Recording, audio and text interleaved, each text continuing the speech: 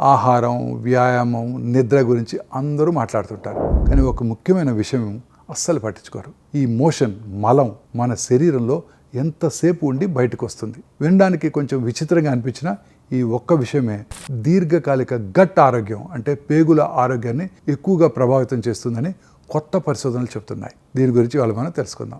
మనం తిన్న ఆహారం వెంటనే బయటికి రాదు. మొదట అది స్టమక్, కడుపులోకి వెళ్తుంది. తర్వాత చిన్న పేగులోకి వెళ్ళి డైజెషన్ అయిపోతుంది. ఆ తర్వాత పెద్ద పేగులో నిదానంగా ప్రయాణం చేసి బయటకు వచ్చేస్తుంది. ఈ ప్రయాణానికి పట్టే సమయం చాలా ముఖ్యం. మలం గనక చాలా నెమ్మదిగా కదిలితే మలబద్ధకము, కడుపు బిగుసుకుపోవడం, ఉబ్బుగా అవటం, గాలి ఎక్కువగా చేరటం, శరీరంలో హానికర పదార్థాలు నిల్వ అవటం లాంటి సమస్యలు వస్తాయి. మలం గనక చాలా వేగంగా కదిలితే శరీరం ఆహారం నుంచి పోషకాలు సరిగా గ్రహించలేదు. అందుకే బలహీనత, నీరు తగ్గిపోవటం అంటే డిహైడ్రేషన్ వస్తాయి. నిపుణుల ప్రకారం పెద్దవాళ్ళలో ఈ ట్రాన్సిట్ టైం అంటే మలం బయటకు రావడానికి వచ్చే సమయం 24 నుంచి 36 గంటలు పడితే అది సాధారణ ఆరోగ్యకరమైన సమయం. ఈ సమయానికి మించి లేదా తక్కువగా కనుక ఉన్నట్టయితే అది మన శరీరంలోని ఏదో సమస్యను చూపిస్తోందని ఒక మంచి సూచన. సో నీరు తక్కువగా తాగటం, ఒత్తిడి, సరైన సమతుల్య ఆహారం తీసుకోకపోవటం, ఇన్ఫెక్షన్స్ లేదా పేగుల్లో బ్యాక్టీరియా అసమతుల్యత వల్ల